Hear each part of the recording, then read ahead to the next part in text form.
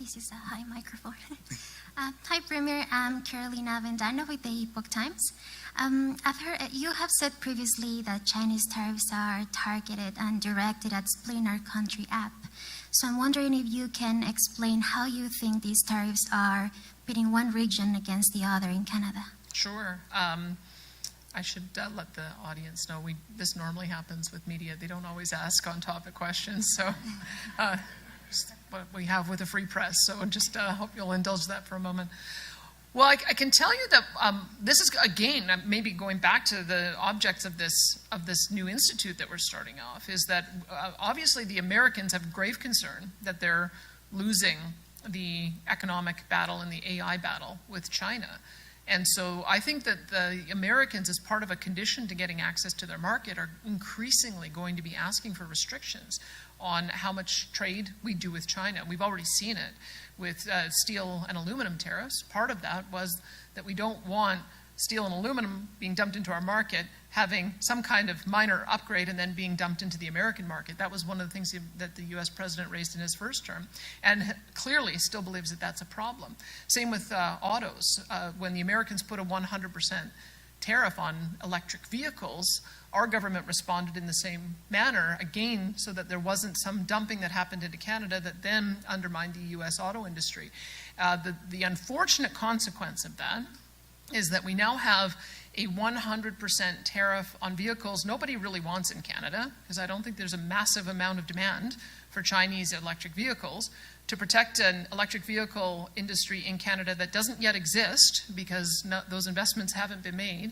And the consequence of that is the Chinese retaliation has been against the products everybody does want, which is pork and canola. And I can only interpret that as the Chinese understand the divisions in our country. They understand that if you're going to retaliate and create maximum pressure, you do it by pitting one region against the other. So it's why Wab Kinew, Scott Moe, and myself have all asked the federal government if they could try to figure out a pathway that we would be able to normalize relationships with China again, because it does have a massive impact on our agricultural communities. But I do think it's whenever you get into these kind of trade wars, countries make decisions about how they're going to exert maximum pressure, and I would say that that's what I'm observing with China's retaliation on Canada.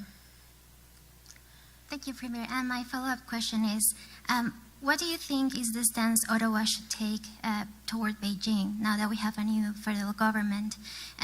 Taking into account that first, so what are deemed as unfair trade practices by China, human rights abuses, and also interference in our democracy. As we saw during the federal election, there was this information campaign targeting Carney, influencing Chinese Canadians, his opinion on Carney, and also targeting the Tory candidate, Joe Tay.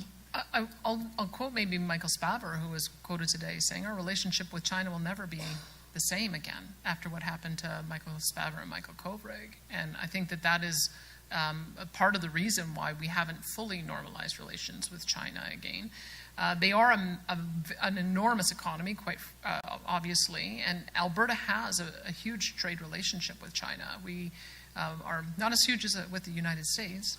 United States and Alberta, we share $188 billion worth of cross-border trade. China, it's $10 billion, so still significant, and a lot of it centered around food. But to be frank, I think we're going to have this conversation with the Americans, because what I'm observing in the language that I'm seeing from the U.S. president is he's saying, if you want to be treated like historically with a tariff-free relationship, there's going to be some conditions attached to that with the relationship we have with China. I think what I have observed in many of the comments that I've seen from the president and his secretaries, particularly Doug Burgum, is they're very worried about China winning the AI data race, and because artificial intelligence is manufacturing intelligence, and they are building electricity at a greater rate than we are to be able to support what that electricity demand is going to be for AI.